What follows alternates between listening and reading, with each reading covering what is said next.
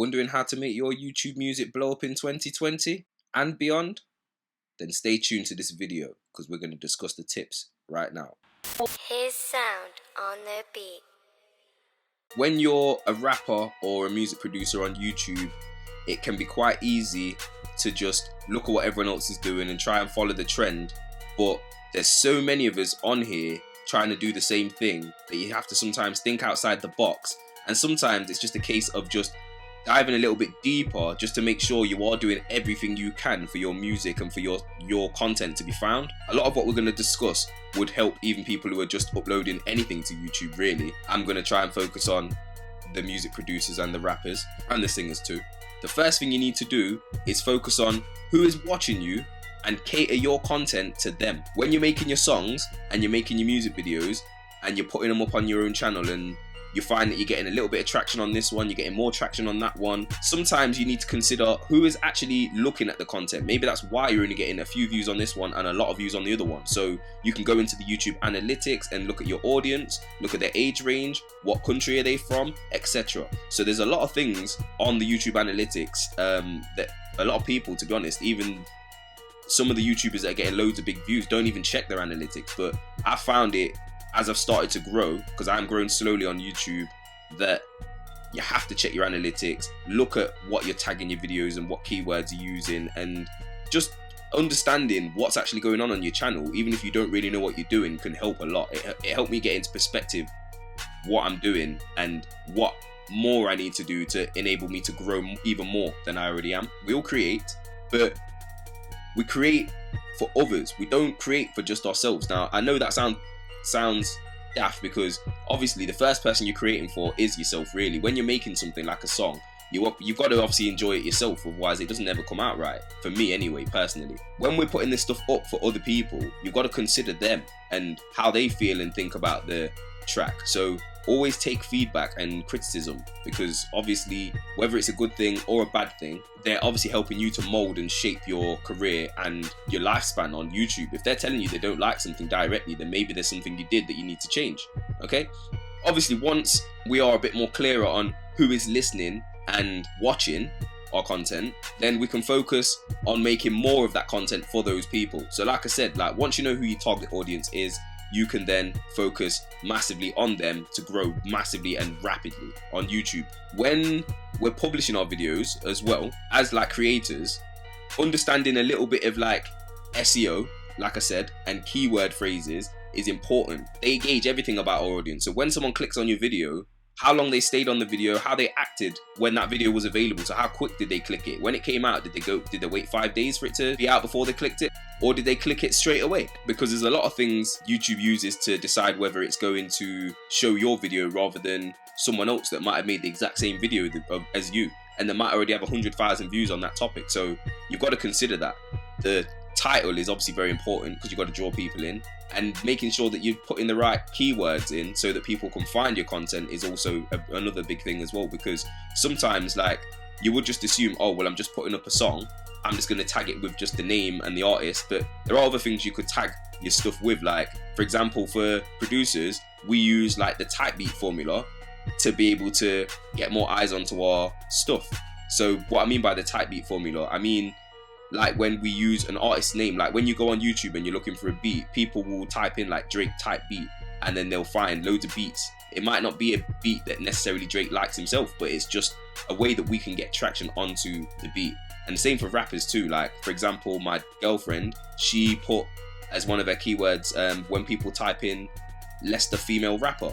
So she ranks for that, or she's on the first page for that anyway. I'm sure if you type that in, you'll see that Nirvana Paris is on that page. And that's from using keyword searching and SEO to make sure that she's ranking for that keyword. Okay? Keywords are very important, and the better that your audience reacts when the YouTube video is published, then the more YouTube is going to make it available for more people to find, and it will recommend your content out more. We all want YouTube to do that for us. If people take to the video, like I said, then YouTube's going to show it to more people. It's quite simple, okay?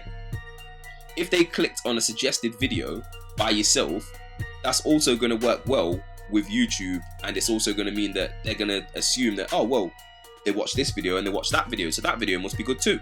And in turn, they're going to show that content to more people. It can also work in your advantage in other ways too. Like if someone else's video is played and then they're suggesting your video, that's also going to go in your favor because they're watching your video straight after their video. So they're assuming that these two videos are quite linked, or people like watching that video after watching that video, and so on. There's so many different things. The algorithms, that we could sit here all day talking about the algorithms, but as long as you understand the main principle of what they are and how they affect you, then that's the most important thing. You don't need to know anything else about them as such. You don't need to be an expert. You just need to understand the basics of them and how they affect you. If somebody as well, like I said, was to return to that video again and again over a small period of time, then YouTube love that even more. So if you put like a how-to, let's just say you put a video up, I know it sounds daft, but how to boil an egg, and somebody watched that video and then they watch that video again tomorrow and then they watch that video again the next day and so on,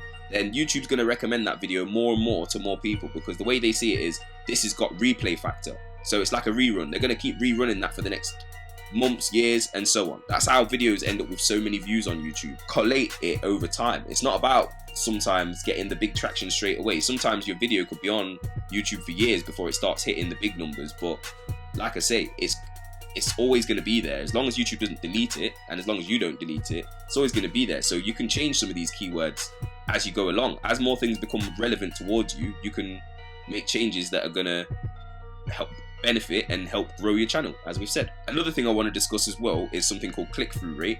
Now, the click-through rate it's like the rating that YouTube are giving you to show how many people are clicking through onto your video. So this is why thumbnails are important as well. You have to make a catchy thumbnail for people to be able to be drawn to it. Try not to be too clickbaity, because YouTube doesn't like that, but as long as you're getting people to go onto the video and then stay on the video, then that is what you definitely want. So that's a good thing. If your click-through rate on YouTube is high, then naturally your videos are going to be shown to more people. And just remember that they're always going to be competing against other videos like that are relevant to that. So it's competing in terms of relevance on click-through rates as well, like not just as in relevance of topic. It's a very competitive world when it comes to YouTube. And if you are watching this video, I'm guessing you already know that. So this is why we're discussing some of the things that will help you to be a little bit more prepared than, shall we say, some other people that just upload videos and don't tag them, just put random unsearchable titles and so on. Because like I say, it's good to be able to express ourselves and create, but just remember who you're creating for. And also as well, if you are feeling anything that we are sharing with you, these tips and these secrets that you don't really find out there on YouTube unless you really search for them, please subscribe to the channel, because it all helps us and it helps us to grow. Although we have discussed about the competitiveness of YouTube, I just want to say that you can't really compare one of your own videos to another one of your own videos, because they're not always going to be suggested like by each other, if that makes sense. So you might have one video talking about how to boil an egg, just for example, and you might have another video about how to drive a car. And YouTube is never going to recommend the people who are watching how to boil an egg to how to drive a car, because they're two different topics. So don't be disheartened if you find that one video is performing better than another video, because you got to remember that sometimes some topics are just more searched for than other topics. So it depends on how niche the topic or the thing that you're putting up is as well, sometimes, to how many views you're going to get on there and so on. Just because you put the video out there doesn't count. You have to get a bit of traction to the video. You need to do all of the above of what I've said to be able to create a bit of buzz, a bit of growth on the video and your whole channel as a whole. Like I say, even if you look at my channel, you can see where there's videos I've put up in the past where they've not quite got the traction that I wanted, and then there's other videos where they're just starting to take off slowly by themselves, where at first I didn't really understand why, but the more I look into it, it's to do with the analytics and how you tag and put your descriptions. Your description is very important as well. I know I've not really said it much, but I can't stress that enough. Your description, writing a descriptive description is good. I've tried to make sure that my descriptions are very detailed and they've got a lot of information in there. That's also so that YouTube can see what the content you are putting up is, and then they can also suggest it alongside other relevant topics. So if you are trying to get more people that are interested in what you're watching, then sometimes it is down to YouTube showing it to a relevant audience for you in order for that to work out and happen. Okay, for all those people that moan about the algorithms, like I was saying, you need to probably just take a bit more time to understand what they are and how they affect you. Because for me anyway, personally, the algorithms, the more I learn about them, the more I understand them, the better they seem to me. And it actually shows you that small creators can actually grow if you are understanding and doing as much as you can to grow on YouTube. Sometimes it's just that as creators we get lazy. We just assume that by creating a video we're done and we just want to upload it and be done with it, but it doesn't work like that. We have to do the end part too in order to be found. Okay, so competition on the YouTube platform is there, but if you can use the methods that I've mentioned,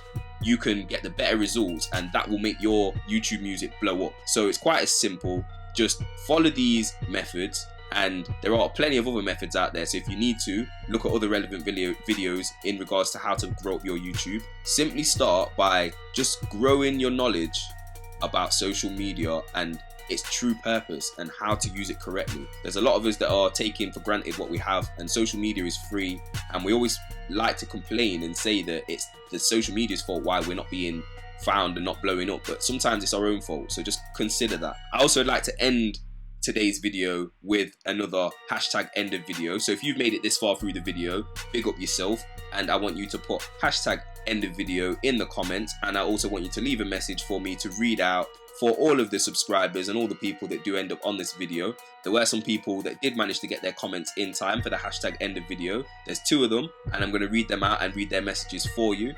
Thank you very much, guys, obviously, for commenting, and thank you very much for watching to the end. Like I say, that shows that you are liking the content that I'm putting up, and you are actually, well, I'm hoping that you are learning something from what I'm actually sharing with you guys, because that's the whole point of my channel. It's not just for me to share my beats with you guys and just for people to buy my beats. I also want to share what I learn about the industry as a whole, so that I can help other people around me to blow up. The first hashtag end of videoer is Chris Randall. So big up yourself, Chris Randall. He's actually got a YouTube channel as well. So I want you guys to go and check out Chris Randall, and I want you to go and show him some love on his YouTube channel, because we all know it's not easy to grow out there for the small YouTubers. He wants me to say hi. So hi, Chris.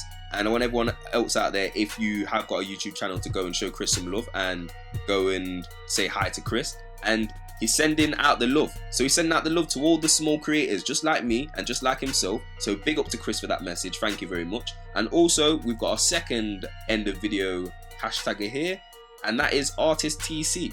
And he also has a YouTube channel. So thank you, Artist TC. Big up yourself. Thank you for commenting. And he's shared a message saying, show them how to do it free, bro. Some of these people who can't afford studio would love that. We have got videos on the channel about how to grow your sound, and we haven't really done a video about what to do if you can't afford studio. But a message I would like to send back to you, Artist TC, is there are a lot of cheaper options out there for people that can't quite afford a studio yet. If you've got an iPhone, for example, you can use GarageBand to be able to record, and that's a free program. If you're using a PC, there's free recording software out there. There's loads of different ways you can record yourself for free now. I'm not saying you're going to get the best quality, but as we always say on this channel, making a start is the first start. Thank you very much, Artist TC, for sharing your message. And of course, we will be sharing more ways of how to do things for free, because I know that a lot of my audience don't have the money and they would like to see that. So we are going to continue down this path of helping you guys blow up and how to do that on a budget. Thank you very much for watching. I'm Shet Music. This is It's His Sound. Get out of here.